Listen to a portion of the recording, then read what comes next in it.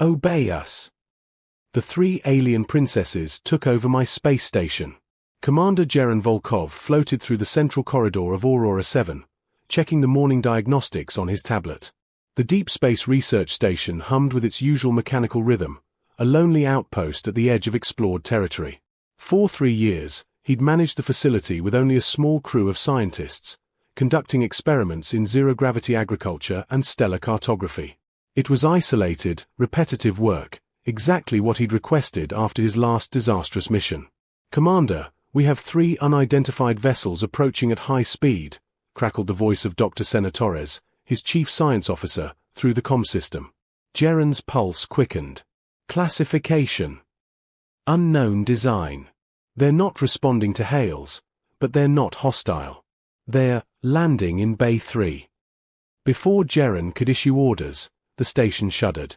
He propelled himself toward the docking bay, his mind racing through protocols. Pirates? Refugees?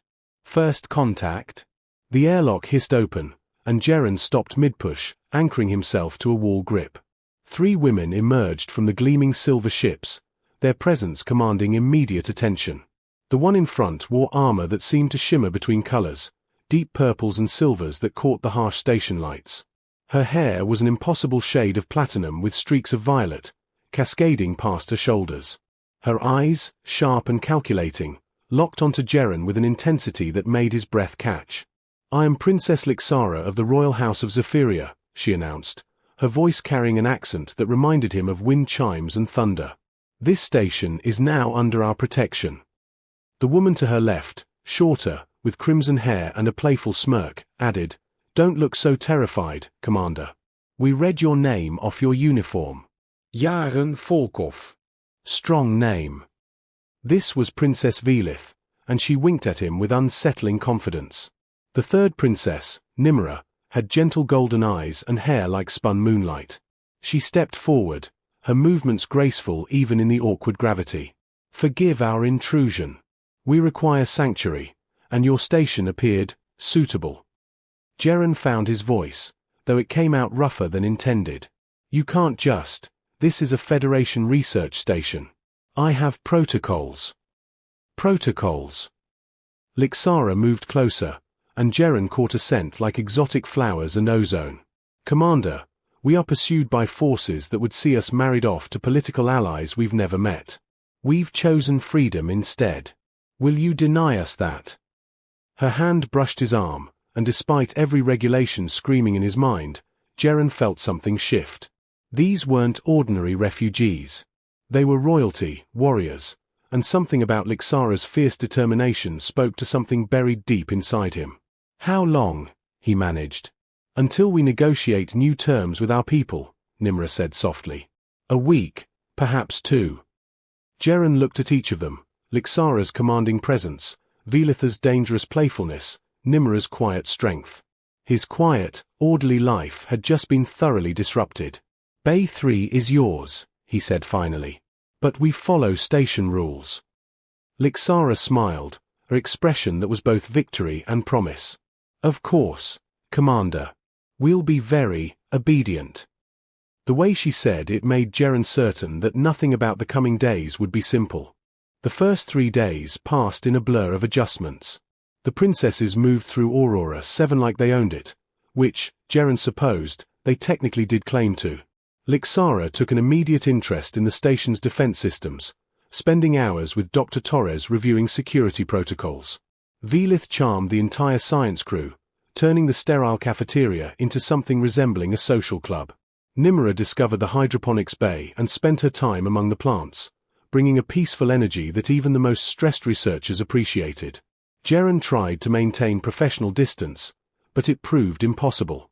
"You're avoiding me," Lixara said one evening, appearing beside him in the observation deck. The vast window displayed a nebula in shades of emerald and sapphire, but Jaren found himself far more interested in her reflection in the glass. "I'm managing a station that's suddenly hosting fugitive royalty," he replied, not turning around. "It's complicated." She moved closer until he could feel the warmth radiating from her. "Everything worth doing is complicated, Commander." Her voice softened. "On Zephyria, I commanded fleets. I negotiated treaties. But I've never been allowed to choose my own path, until now. Jaren finally turned to face her. This close, he could see flecks of silver in her violet eyes, could trace the elegant line of her jaw. Why run? You had power, position. But not freedom, Lixara interrupted, her hand rising to rest against his chest. Not the freedom to feel this. The moment stretched between them, charged with possibility. Jaren knew he should step back, maintain boundaries, but her gaze held him captive. Tell me about Earth, she whispered. Tell me about the man who chooses isolation among the stars. So he did. They sat on the observation deck floor, backs against the cold wall, and Jaren found himself sharing stories he'd buried for years. The mission gone wrong. The crew he'd lost. The guilt that drove him to the furthest edges of space. Lixara listened, her fingers eventually finding his, their hands intertwining naturally. You punish yourself for being human, she said. For making impossible choices in impossible situations. Don't you? He countered. Running from responsibility. I'm running toward something, she corrected, leaning her head against his shoulder. I just didn't know what until I met you. They stayed like that for hours, talking and falling into comfortable silences, watching the nebula shift colors. When Jaren finally walked Lixara back to her quarters, she paused at her door. Thank you for seeing me as more than a princess, she said. Thank you for seeing me as more than a broken commander, he replied. She smiled and disappeared inside, leaving Jaren in the corridor with his heart pounding and every regulation he'd ever memorized crumbling to dust. The next morning, Velith cornered him in the mess hall. So, you and our fearless leader, she said, her crimson hair pulled back in an intricate braid. Interesting development. Jaren felt heat rise to his face. I don't know what. Please, Commander. I saw how you looked at her in the docking bay. Like she was gravity and you were falling. Velitha's playful expression softened slightly. Just, be careful with her heart. She acts invincible, but she's risked everything for this chance. I will, Jaren promised, surprised by the genuine concern beneath Velitha's teasing. That evening, Nimra invited him to the hydroponics bay. She'd created a small garden area, filled with bioluminescent plants from her homeworld that cast everything in soft blue light. Lixara cares for you deeply, Nimra said, tending to a flowering vine. It frightens her, I think. She's trained her whole life to lead, not to love. And you? Jaren asked. What do you want from this escape? Nimra's golden eyes met his, and he saw ancient wisdom there. I want my sisters to be happy. And perhaps. She hesitated. Perhaps I want to discover who I am beyond my role. She handed him a flower, its petals shimmering. These bloom once every year on Zephyria. But here, in your station, under different stars, they bloom constantly. Sometimes changing our environment changes what we're capable of becoming. Jaren understood the metaphor. Aurora 7 was becoming something new for all of them. The fourth day brought complications. Dr. Torres reported increased comm chatter in nearby sectors, ships searching, asking questions about unusual vessel sightings. The Zephyrian search had intensified. Jaren called a meeting in his office with all three princesses. The space felt suddenly cramped with Lixara's commanding presence, Velitha's restless energy, and Nimra's calm observation. We need to discuss contingencies, Jaren began, pulling up holographic displays of nearby systems. If they find you here. They won't, Lixara said firmly. We've disabled our ship's tracking systems. We're ghosts. No one is ever truly invisible, Jaren countered. We should prepare. For what? Velith interrupted, pacing. Surrender. Return to our gilded cage. She turned to Jaren, her eyes flashing. Is that what you want, Commander? To be rid of us? That's not what I said. But it's what you're thinking, Velith shot back. We're a problem to be managed. An inconvenience. Nimra placed a gentle hand on her sister's arm. He's trying to protect us, Vel. The tension in the room was thick enough to cut. Lixara stood, moving to the viewport. "Leave us," she said quietly to her sisters. "I need to speak with the commander alone." After Velith and Nimra departed, Velith with a frustrated huff, silence settled over the office. Jeren watched Lixara's reflection in the window, saw the tension in her shoulders. "I'm not trying to get rid of you," he said finally. "Aren't you?" She turned, and he was struck by the vulnerability in her expression. "This is safer for you, Jeren. Easier. If we leave, your life returns to normal." He crossed the room in 3 strides, stopping just before her. "Nothing about you is normal. Nothing about this is easy. And I don't want you to leave." Her breath caught. "You don't know what you're saying. The complications." "I don't care," Jeren said, and he meant it. "For 3 years, I've hidden out here, convinced I didn't deserve anything but isolation. Then you arrived and reminded me what it feels like to actually live." Lixara's hand rose to his face, fingers tracing his jawline. "This is madness." "Probably," he agreed, leaning into her touch. She pulled him closer, eliminating the space between them. "If we do this, if we cross this line, there's no going back." "Good," Jeren whispered against her lips. "I'm tired of going backward." Their kiss was inevitable, a collision of pent-up tension and denied attraction. Lixara's hands tangled in his hair as Jeren's arms wrapped around her waist, pulling her flush against him. She tasted like starlight and promise, and when she sighed into his mouth, he felt something fundamental shift in his universe. They broke apart, breathing hard. Lixara's eyes were wide, her usual composure shattered. "My quarters," she managed. "Now." Jeren nodded, taking her hand as they navigated the corridors.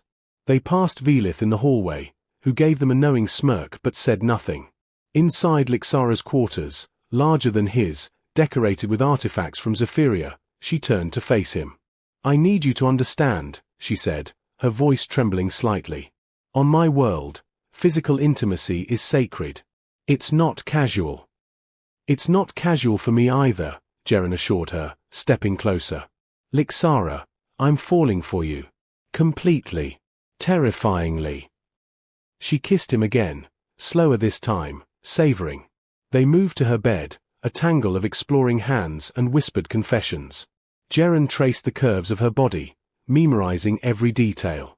Lixara pulled him closer, her armor discarded, revealing skin that seemed to shimmer faintly in the dim light. "Tell me this is real," she breathed as his lips traveled down her neck. "It's the most real thing I've ever felt," he promised. They made love with a desperate tenderness, 2 lonely souls finding unexpected sanctuary in each other. Afterward, wrapped in each other's arms, Lixara traced patterns on Jeren's chest. "What happens when they find us?" she asked quietly. "We face it together," Jeren said, kissing her forehead. "Whatever comes, we face it together." Outside, stars wheeled past the viewport, indifferent to the revolution happening within Aurora 7's walls. But for Jeren and Lixara, the universe had narrowed to this moment, this connection, this impossible love that refused to be denied. The morning after brought both joy and complexity. Jeren woke with Lixara in his arms, her platinum hair spread across his chest like silk. For a moment, everything felt perfect. Then his comm unit chirped urgently. "Commander, we're detecting a Zephyrian battlecruiser entering the sector," Dr. Torres reported, her voice tight with tension. "ETA, 6 hours." Lixara was instantly awake, her warrior instincts taking over. "They've found us." She dressed quickly, her expression shifting from the vulnerable woman he'd held to the commanding princess. "Initiate lockdown protocols. We can't let them board without preparation." The next few hours were chaotic. Jeren coordinated with his crew while the princesses strategized in the conference room. Security measures were doubled, airlocks sealed, communication channels encrypted. The station transformed from a peaceful research outpost into something resembling a fortress. Velith found Jeren in the control room, monitoring the approaching ship's trajectory. "Impressive work, Commander," she said, but her usual playfulness was muted. "You're protecting us like we actually matter to you." "You do matter," Jeren said simply. She studied him for a long moment, her crimson eyes serious. Even me? The reckless middle princess who's never been anyone's first choice. Jeren turned to face her fully. Velith. I see how you look at Lixara, she interrupted, moving closer. And I understand it. She's magnificent, a born leader, fierce and beautiful. But Jeren. Her voice dropped to a whisper. What if I told you I've been watching you too? That your kindness, your quiet strength, drew me in just as much. The confession hung between them, dangerous and unexpected. Jeren's heart hammered. Velith, I care about Lixara. What happened between us was real. I know. Velith's smile was sad and knowing. But feelings aren't always convenient or exclusive, are they? I don't expect you to choose me. I just needed you to know that you made me feel seen. Valued. That's rare for someone like me.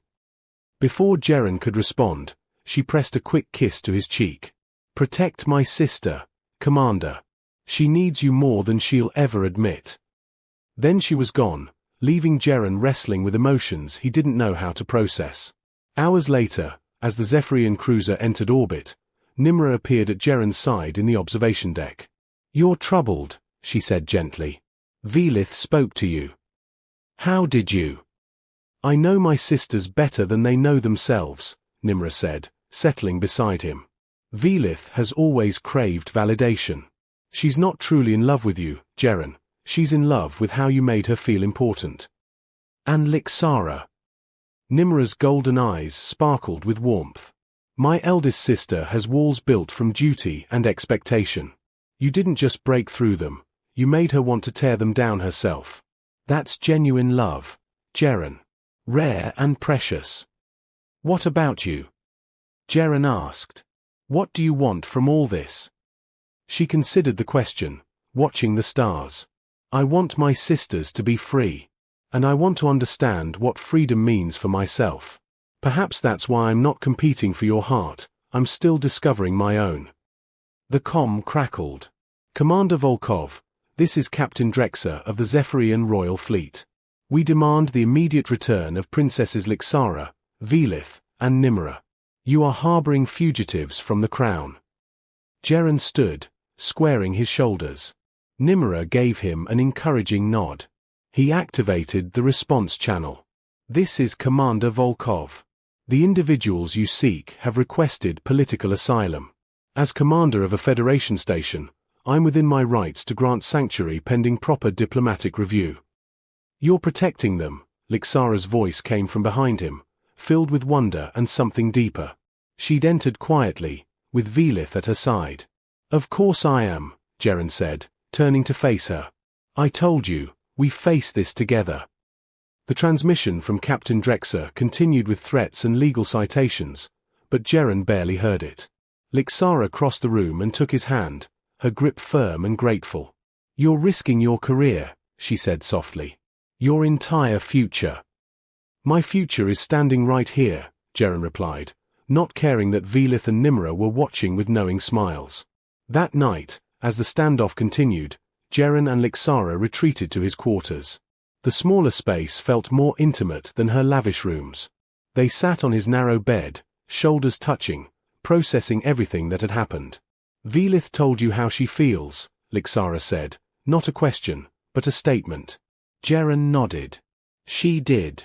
But Lixara, what I feel for you. I know, she interrupted gently. My sister has a generous heart. She loves deeply and quickly. But what we have. She turned to face him, cupping his face in her hands. This is different. This is choosing each other despite every logical reason not to. They kissed with renewed intensity, the stress of the day channeling into passion. Jeren pulled her closer, pouring every unspoken promise into the embrace. Lixara responded with equal fervor, her hands exploring the familiar terrain of his body. Whatever happens tomorrow, she whispered against his lips, I want you to know you gave me something I never thought I'd have, choice, agency, love. Tomorrow doesn't end us, Jeren promised. It's just the beginning. They made love slowly, tenderly, each touch a declaration. Outside, a battle cruiser waited. Inside, two people built a sanctuary in each other's arms, defying the forces that would keep them apart. Dawn on Aurora 7 was just a dimming of corridor lights, but it felt momentous nonetheless. Jaren stood in the docking bay with all three princesses, facing the viewscreen that showed Captain Drex's stern features. "This is your final opportunity," the captain warned. "Return the princesses, or we will board by force." Before Jaren could respond, Lixara stepped forward. "Captain, you served my father for 20 years. You taught me military strategy when I was 12. So you know I don't bluff." Her voice carried the weight of royal command. "If you attempt to board this station, you'll be firing on a Federation facility. That means war between our worlds." Drex's expression flickered with uncertainty. "Princess, your father demands." "My father demands obedience, not happiness," Lixara interrupted. "But I have a proposal. Grant me communication with the Royal Council. Let me negotiate new terms." Hours of tense discussion followed. Jaren watched Lixara in her element, strategic, diplomatic, fierce. She argued for the right of royal daughters to choose their own paths, to serve Zephyria in ways that honored both duty and personal freedom. Velith added passionate arguments about individual liberty. Nimra spoke with quiet wisdom about the strength that comes from willing service rather than coerced obligation. Finally, exhausted but triumphant, Lixara ended the transmission. "They've agreed to provisional terms. Velith and Nimra will return as ambassadors, not brides. They'll have autonomy over their assignments." "And you?" Jaren asked, though he feared the answer. Lixara turned to him, her eyes shining. "I've been granted leave to explore alternative diplomatic opportunities, including establishing Zephyria's first formal relationship with Federation outposts." Velith laughed, throwing her arms around both of them. "She's staying, you beautiful fool. She's choosing you." Nimra embraced her eldest sister. "I'm proud of you, Lyx. You've always led us, now you've freed us too." The next few days were bittersweet. Velith and Nimra prepared for departure, their ships loaded with diplomatic credentials and newfound purpose. On their last evening, the five of them, Jaren, the three princesses, and Dr. Torres, shared a meal in the observation deck. "You know," Velith said, raising her glass, "when we fled here, I thought we were running away. Turns out we were running toward something better." She winked at Jaren. "Take care of my sister, Commander. She's fierce, but she deserves gentleness too." "I will," Jaren promised. Nimra presented him with a gift, seeds from her garden. "Plant these throughout your station. Let beauty grow in unexpected places. That's what you've done for us." The goodbyes were emotional. Lixara held each sister close, whispering private words in their native language. When their ships finally departed, she stood at the viewport, watching until they disappeared into the star field. "Regrets?" Jaren asked, wrapping his arms around her from behind. "Never," Lixara said firmly, turning in his embrace. "I chose freedom. I chose love. I chose you." "And I choose you," Jaren replied. "Every day, for as long as you'll have me." She kissed him deeply, and in that moment, Aurora 7 transformed completely. No longer a place of exile and isolation, it became something new, a bridge between worlds, a sanctuary for impossible love, a home. 3 months later, Aurora 7 officially became a diplomatic station, facilitating cultural exchange between the Federation and Zephyria. Lixara served as chief ambassador, her strategic mind and fierce dedication making her invaluable. Jaren continued as commander, but now his work had purpose beyond mere survival. Their quarters, combined and expanded, held artifacts from both their worlds. Nimra's garden flourished in the hydroponics bay.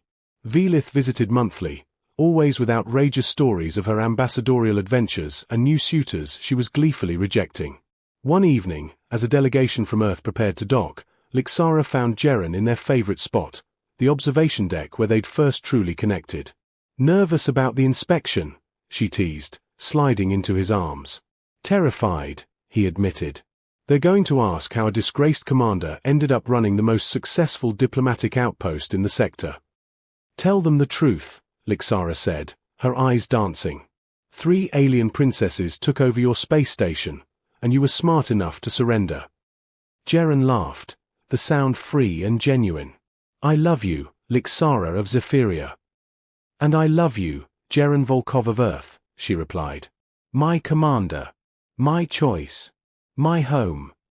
They kissed as stars wheeled past the viewport, 2 souls from different worlds who'd found something neither had expected. A love that transcended duty, defied expectation, and proved that sometimes the best discoveries happen when you stop running from life and start running toward it. The station hummed around them, alive with possibility. And somewhere in the vast darkness of space, new stories were beginning. Stories of connection, courage, and the revolutionary act of choosing love over obligation. Aurora 7 had become more than a station. It was a promise. A beginning. A place where different worlds could meet, and where lonely hearts could finally find their way home. The end.